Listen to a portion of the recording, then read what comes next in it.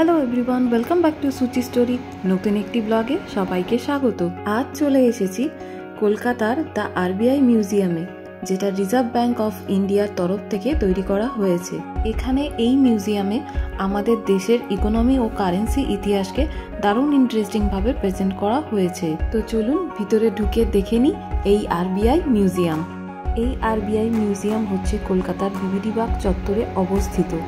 Details address আমি description বক্সে দিয়ে দেব। এই মিউজিয়ামের নিয়ারেস্ট রেলওয়ে স্টেশন হচ্ছে বিবিডি বাগ।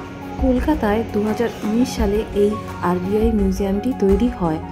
দেশের প্রথম আরবিআই মিউজিয়ামটি রয়েছে মুম্বাইতে, আর কলকাতার আরবিআই মিউজিয়ামটি হলো দেশের মধ্যে দ্বিতীয়।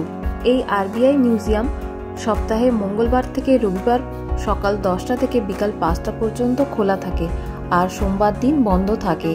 মিউজিয়ামে ঢুকতে কোনো রকম এন্ট্রি ফি নেই, শুধু নিজেদের নাম রেজিস্টারে এন্ট্রি করে ঢুকতে হয়। ভেতরে ঢোকার সাথে সাথেই একটা টোকেনের মাধ্যমে ব্যাগ জমা রেখে প্রবেশ করতে হয়। মিউজিয়ামের ভিতরে ভিডিওগ্রাফি নিষিদ্ধ, বাট আপনারা স্টিল ফটোগ্রাফি করতে পারেন।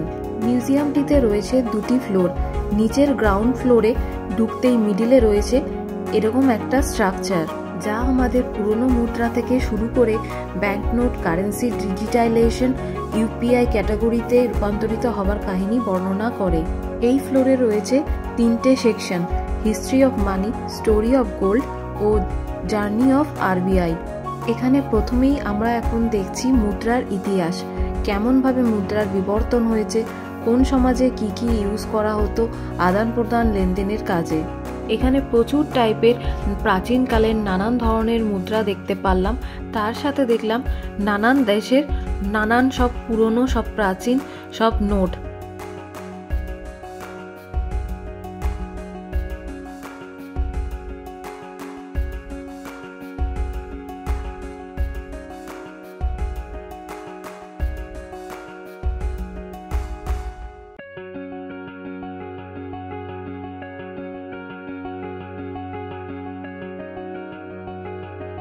নেক্সট আমরা এখানে জানবো গোল্ড মাইন থেকে বেরিয়ে ব্যাংক ভল্ট পর্যন্ত কিভাবে পৌঁছায়।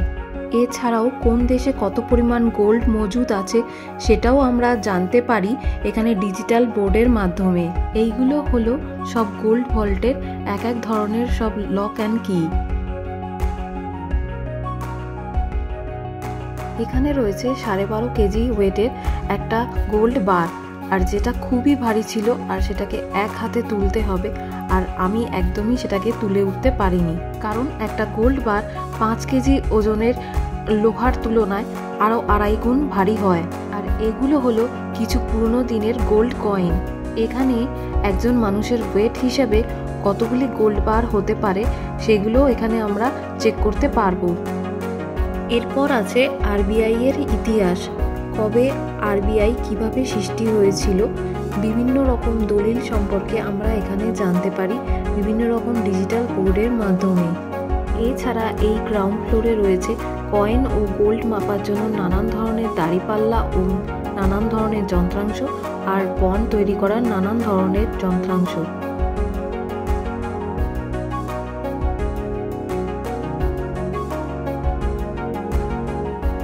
মিউজিয়ামের উপরের ফ্লোর বিশেষভাবে বিভিন্ন রকম কারেন্সি গেমিং ও গবেষণা কেন্দ্রের জন্য সংরক্ষিত। এখানে মজার কারেন্সি গেম ও ইন্টারেক্টিভ প্রদর্শনীর জন্য আরও বেশি আকর্ষণীয়। এখানে পুরনো একটি বায়োস্কোপও আছে, আর আছে একটি বড় আকৃতির ক্যালিডোস্কোপ। ম্যানুয়াল নোট সেলাই ও নোট পাঞ্চিং মেশিনও রয়েছে এখানে। এখনো পর্যন্ত আমাদের দেশের 1 টাকা 2 টাকা থেকে শুরু করে যত পুরনো থেকে নতুন নোট, সব নোট এখানে রয়েছে। আর এটা দেখুন, এটা হচ্ছে 500 টাকা বা যে কোনো টাকা কিভাবে চেক করবে, কি কি তার চিহ্ন থাকতে হবে, সব কিছু এখানে দেওয়া রয়েছে।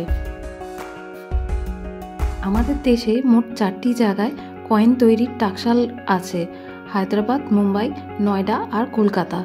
এবার সেইখানকার কয়েনগুলো কোন কোন জায়গার সেটা কি করে বুঝবো, তার জন্য চিহ্নও আছে। আর এখানে রয়েছে একটা কাঁচের বক্সের মধ্যে এরকমভাবে 10 টাকার নতুন বান্ডিলের পুরো 1 কোটি টাকা এইভাবে রেখে দেওয়া হয়েছে এখানে।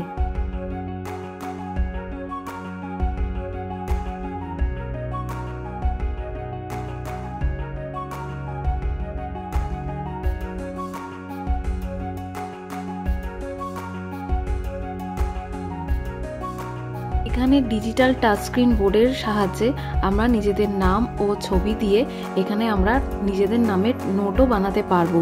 আমি তো নিজের নামের 10,000 টাকার নোট বানিয়েছিলাম। এছাড়াও দেশের অর্থনীতিতে কৃষির গুরুত্ব নিয়েও চিত্রকলা এখানে আছে। বড়দের সাথে সাথে যারা ছোটরাও, যারা ইকোনমিক্যাল ও ফিনান্সিয়াল দিক নিয়ে ইন্টারেস্টেড, তাদের জন্য এই জায়গাটি হচ্ছে একটি আদর্শ জায়গা। অনেক কিছু জানার আছে, অনেক কিছু নতুন নতুন শেখারও আছে।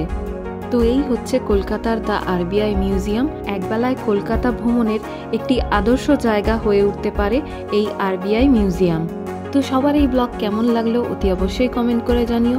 ভালো লাগলে একটা লাইক করো, শেয়ার করো সবার সাথে, আর আমার চ্যানেলে নতুন হলে চ্যানেলটিকে সাবস্ক্রাইব করো। দেখা হচ্ছে খুব তাড়াতাড়ি নতুন আরেকটি ব্লগে। আজকে টাটা।